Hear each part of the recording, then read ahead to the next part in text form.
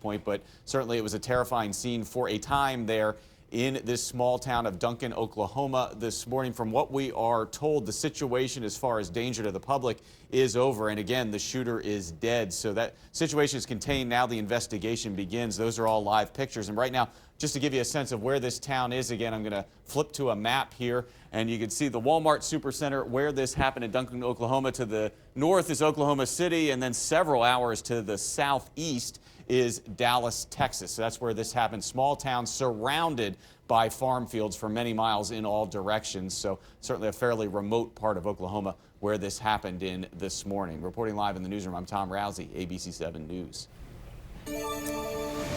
And we're following a developing story out of California where there's an intense search for the person who went on a deadly shooting rampage at a football watch party.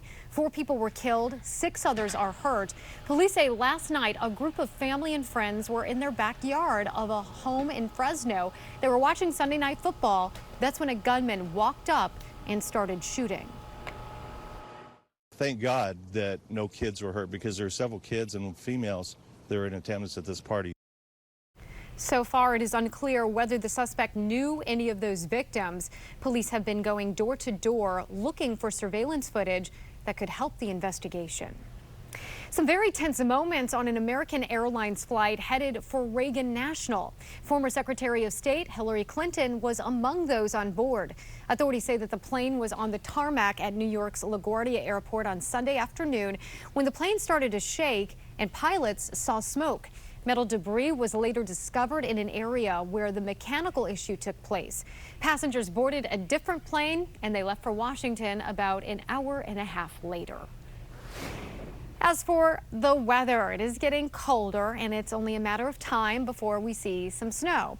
And that means that there will be some school delays and closures. Stormwatch 7 meteorologist Eileen Whalen is getting you ready for winter with a behind-the-scenes look at the challenges of making those snow day calls. I feel a great amount of responsibility because first and foremost, it's a safety concern. Prince William County Superintendent Dr. Stephen Waltz is the one that makes that call for the 99 schools in the county. It's such a big county, about 350 square miles. So you can be in one part of the county and there's nothing going on, and it might be a sheet of ice up on Bull Run Mountain. That's one of the biggest challenges in this region. Elevation change across the county, making for sometimes dramatically different weather conditions from Woodbridge to Haymarket. So we drove Storm Track up to Bull Run Mountain on the western side of the county, sitting at 1,300 feet. If you can imagine a bus full of students, it's very steep, and you don't want a bus going the wrong direction on an icy or snowy patch of pavement. Dr. Waltz consults with transportation directors who are monitoring road conditions across the county during these events. These weather things change on a dime, so we try to call it on the side of safety. Thinking about the student drivers, bus drivers, walkers, and parents. And as a parent himself, Dr. Waltz understands the headaches these decisions can cause for childcare. So he advises, be prepared, have a plan in place.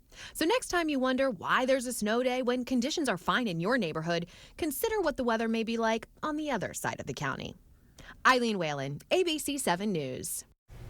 Good morning, Washington. We'll be getting you ready for winter all week long. Tomorrow, we'll take a look at how the district is getting ready for snow on those roads. But for now, Steve, not any snow yet. No, and thank goodness. It all is, I mean, we got off relatively easy around the metro area with this big coastal storm, but the Delmarva beaches, my goodness, they took a punishing over the last 24 to 48 hours. This is what it looks like out there right now. Visibility is beginning to improve a little bit. This is from our camera atop the Mandarin Oriental Hotel overlooking Key Bridge. Looks fine right now, no worries there. And our next stop is a time lapse, and this is Rehoboth Beach, Delaware. Now I'm going to pause it right here for you, and I want you to look closely right over here at the beach. Keep in mind, this beach had a major restoration project that just finished up a couple weeks ago. It only lasted about 25 days, but it cost like $7 million.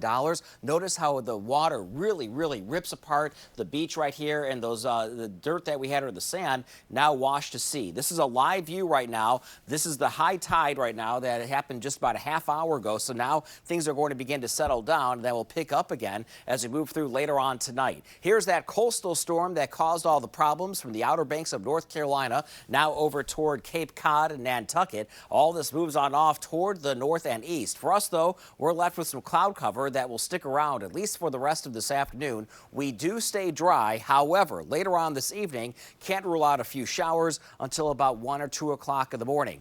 Let's show you what's going on in terms of temperatures. It's chilly out there, only in the lower 40s right now at Reagan National Airport, even colder off toward the north and west of us where temperatures are only in the middle to upper 30s. If you're grabbing a bite to eat for lunch, grab a jacket. You're not going to need sunglasses. Clouds are not going anywhere with temperatures that will be in the 40s. Now, the evening rush hour commute, it should stay mainly dry for most of it for this evening. We're looking at temperatures that will slowly fall from the upper 40s to the middle 40s. So not a tremendous drop, but that sunset time now at 4:52. Here's our future cast with those showers 9, 10, 11 o'clock tonight.